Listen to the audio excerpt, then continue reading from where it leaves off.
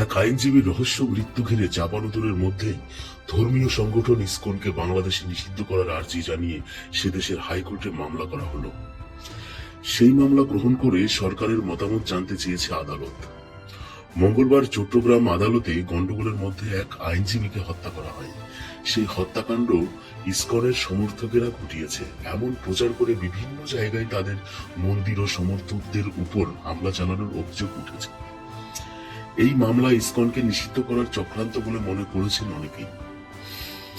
এদিন বিভিন্ন সংগঠনের পক্ষে বাংলাদেশে ইসকনকে নিষিদ্ধ করার দাবি জানানো হয়েছে। সরকার সমর্থক বৈষম্য বিরোধী ছাত্র আন্দোলনের নেতা হাসনাত আব্দুল্লাহ ও সার্জিস আলমও চট্টগ্রামে গিয়ে এদিন নাম না করে ইসকনের বিরুদ্ধে বিষোদ্গার করেছেন। সেনাবাহিনী দেশের নিরাপত্তা দিবেন, তাদের উপর আক্রমণ করা এমন দৃশ্যতা প্রকাশ করার সাহস করবেন না। অতি সত্বর নিষিদ্ধ করতে হবে। বাংলাদেশ সনাতনী জাগরণ মঞ্চের মুখপাত্র চিন্ময় কৃষ্ণ দাসকে সোমবার ঢাকায় গ্রেপ্তার করে মঙ্গলবার চট্টগ্রাম আদালতে তোলা হয়েছিল। তার বিরুদ্ধে রাষ্ট্রদ্রোহের মামলা করা হয়। মঙ্গলবার ম্যাজিস্ট্রেট আদালত ইসকনের পুন্ডরিক ধামের এই ধর্মগুরুর জামিনের আর্জি নাকচ করে তাকে জেল হেফাজতে পাঠালো আদালত। উপস্থিত সংখ্যালঘু সম্প্রদায়ের মানুষ বিক্ষোভ শুরু করে।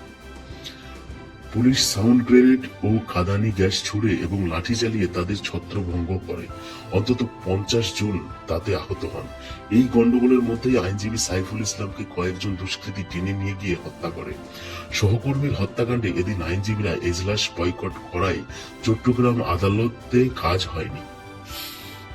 চিন্ময় কৃষ্ণের জামিনের জন্য দায়রা আদালতে আবেদন জানানো হলেও কোর্ট না বসায় শুনানি হয়নি। কালো কর্মবিরতির ঘোষণা করেছেন আইনজীবীরা। তারপরে দুদিন ছুটি।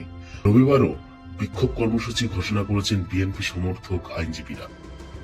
তাই জামিনের শুনানির সুযোগ না থাকায় চিন্ময় কৃষ্ণকে কয়েকদিন জেলেই থাকতে হচ্ছে।